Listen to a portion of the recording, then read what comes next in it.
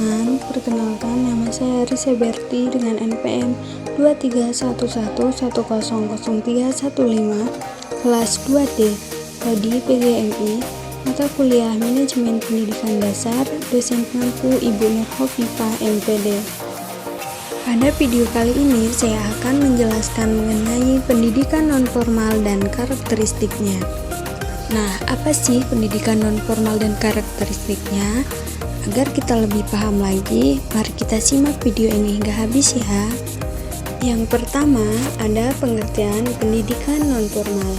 Pendidikan nonformal adalah setiap kesempatan di mana terdapat komunikasi yang terarah di luar sekolah dan seseorang memperoleh informasi, pengetahuan, latihan maupun bimbingan sesuai dengan tingkat usia dan kebutuhan hidup, dengan tujuan mengembangkan tingkat keterampilan, sikap, dan nilai-nilai yang memungkinkan baginya menjadi peserta-peserta yang efisien dan efektif dalam lingkungan keluarga, pekerjaan, bahkan lingkungan masyarakat dan negaranya.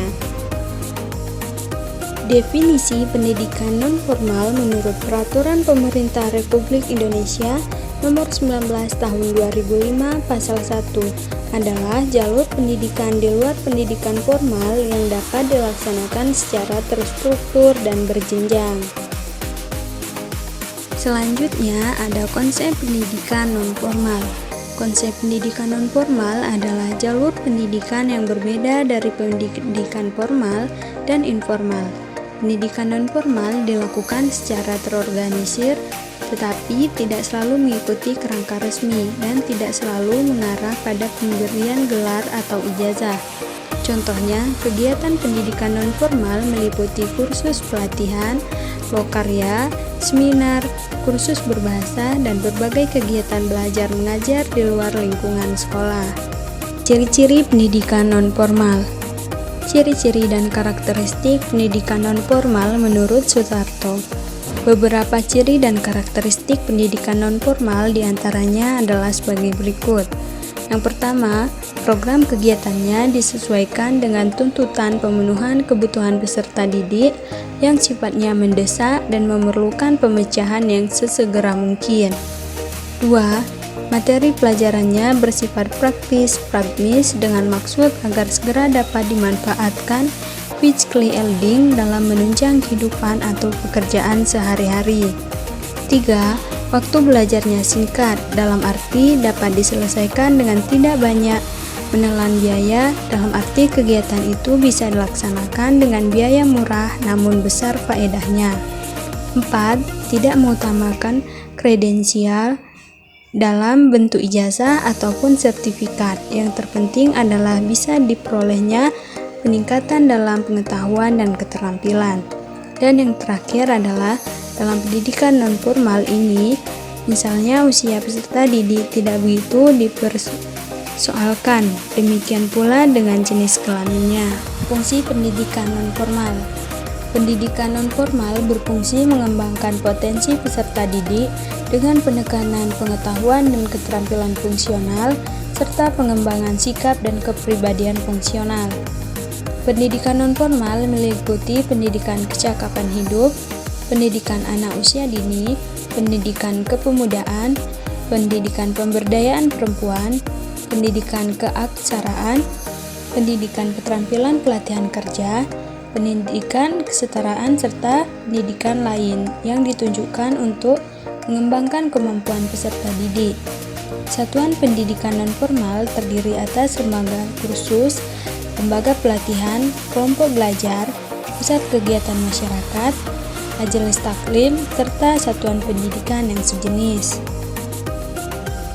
Tujuan dan manfaat pendidikan nonformal. Tujuan pendidikan nonformal juga terbagi menjadi 8 bagian, yaitu 1. Menyediakan keaksaraan fungsional dan pendidikan berkelanjutan untuk orang dewasa dan remaja yang tidak memiliki pendidikan formal atau tidak menyelesaikan pendidikan dasar. 2. Menyediakan pendidikan fungsional dan perbaikan bagi kaum muda yang tidak menyelesaikan pendidikan menengah mereka. 3. Menyediakan pendidikan untuk berbagai kategori lulusan untuk meningkatkan pengetahuan dan keterampilan dasar. 4. Memberikan pelatihan dalam layanan di tempat kerja, kejuruan dan profesional untuk berbagai kategori pekerja untuk meningkatkan keterampilan mereka. 5. Sebagai pembangunan kepribadian dan aktualisasi diri. 6. Untuk menghadap tantangan hidup baik dalam keluarga ataupun dalam kehidupan bermasyarakat. 7. Untuk memajukan kesejahteraan umum melalui pembinaan keluarga. Dan yang terakhir, menumbuhkan kesadaran hidup bermasyarakat. Dan yang terakhir ada manfaat pendidikan non-formal.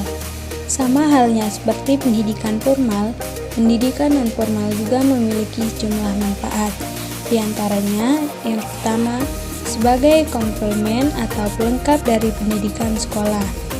Pendidikan non-formal memiliki seperangkat kurikulum tetap yang dibutuhkan sesuai dengan situasi daerah dan masyarakat. Kedua, sebagai sebuah suplemen atau tambahan dari pendidikan sekolah. Yang terakhir, sebagai substitusi atau pengganti dari pendidikan sekolah, pendidikan non-formal ini menyediakan kesempatan belajar bagi anak-anak atau orang dewasa karena tidak memperoleh kesempatan untuk menempuh pendidikan formal. Baiklah, mungkin itu saja yang bisa saya sampaikan mengenai penjelasan tentang pendidikan non-formal dan karakteristiknya. Semoga bermanfaat ya.